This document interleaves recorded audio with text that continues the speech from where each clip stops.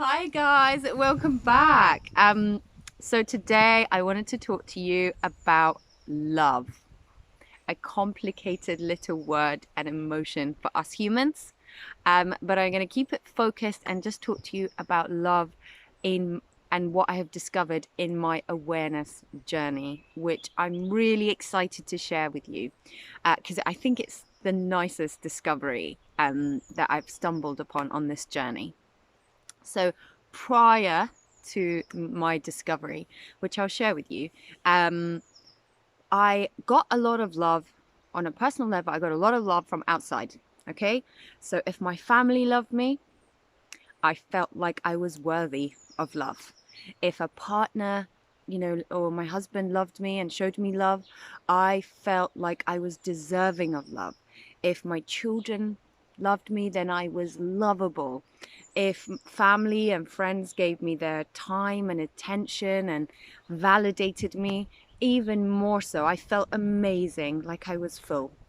And this was kind of how I lived. And I worked uber super hard to maintain these relationships with people, to keep that love flowing in. So I was a busy bee working uber hard. And if something went wrong, my goodness, I would suppress, I would deny my own emotions in order to keep things right. So quite a lot of the times I was like sort of blindly allowing a lot of things to go on that, somebody who loved themselves maybe wouldn't. Um, but, hey ho, that was the journey. But so when I began the self-awareness journey, and my eyes began to open, I actually felt quite sad because I thought, oh my goodness, look at all the things I'm doing. I'm not really allowing myself to be. And I'm working extra hard to kind of make people like me. That is not true love. And it made me feel quite sad. And I did share it with my beautiful sisters and some really close friends. And I just couldn't believe, and they couldn't believe either, because on the outside I looked like I loved myself. But what it took to keep me propped up was a lot. And the sad thing was, if anything went wrong or a falling out happened, I was so wobbly. I would crumble and I would fall. um, and a lot of things would have to again prop me up. A lot of my friends, my family would have to prop me up for me to keep continuing and to feel good. So I sat with it. I said, okay, I clearly I don't love myself. It was even hard to say. It's still hard to say now because it kind of hurt, and it made me feel a bit low. So I sat there and I sat with it. Now, a lot of self-help, self-transformation type of information that you come across in those times says to you, well, you just need to go to the gym and work out because you feel good, and you need to look great, do your hair and makeup, or you need to go and achieve a goal and make money or do something, make moves. You got to be out there, and then people will love you and respect you. And I'm nothing against that. That's all good. But it was still coming from a place of wanting that outside in, and it didn't, it didn't do me great.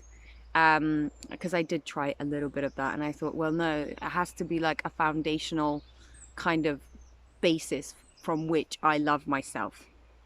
Now, um, also with the ego, the thing it does is, you can also go down the road of like egoically loving yourself. People think like, I'm great, I'm amazing, and they just have an inflated version of their cartoon, and they think that's love, whereas they don't really have the true love within. Or other people have this really so low self, low self-image or low self-esteem. Their ego, it thinks very little of them, and it's, oh, poor me, and sad.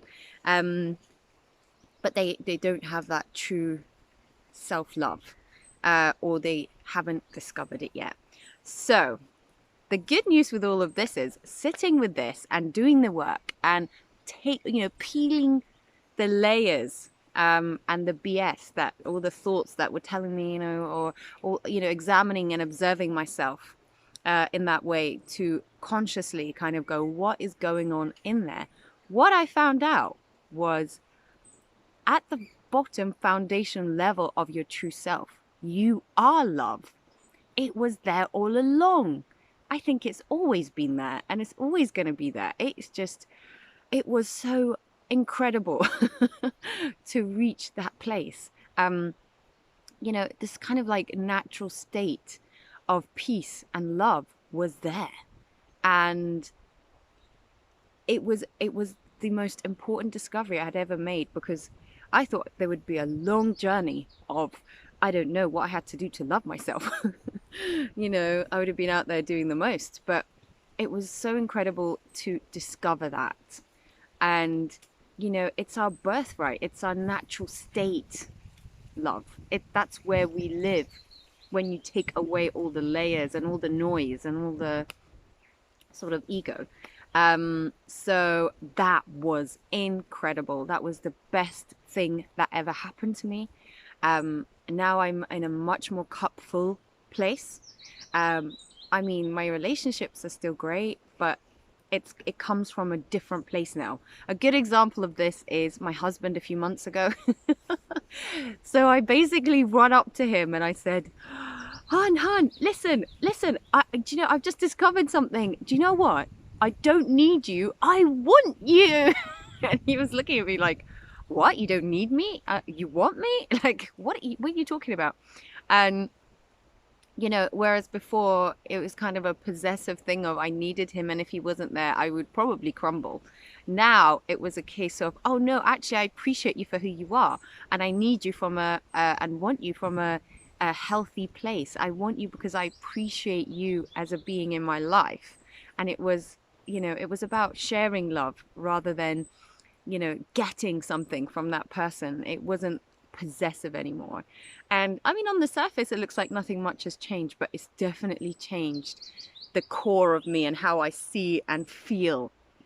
So I told you about my daughter as well, you know, to look at her as an autonomous being, you know, to suddenly wake up. I shared with you in the last video, I looked at her and I thought, oh my God, you're your own person. You know, it's wonderful to see that, because I can appreciate her as herself, as her true self, rather than my projections and my needs for her and for myself. You know, I didn't need to expect things from her to make me feel good, if you see what I mean.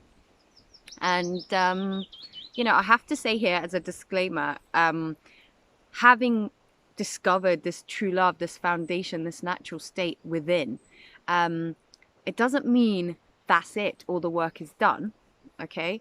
Because, you know, those emotional patterns do pop up, and you do find yourself being tested here and there. But the great thing is you just bring a level of awareness and it takes you back to that natural state.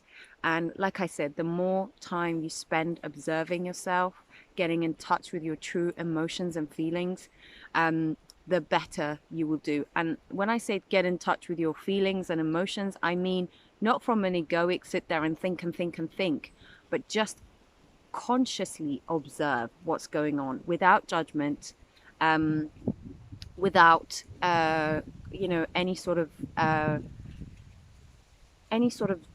judgment, any sort of judgment or any kind of feeling towards it, but just in a detached way.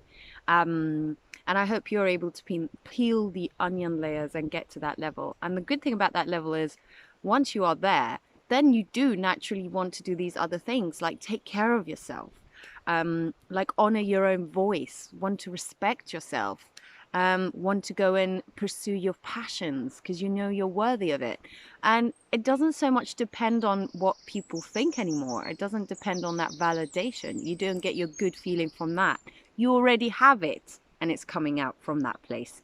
So that is my wonderful, wonderful discovery. I hope you discover that place within yourself. Keep doing the work, keep bringing self-awareness and being aware as you go about your day. That's the best thing you could do for yourself. Thank you for listening, and I'll catch you in the next video. Bye.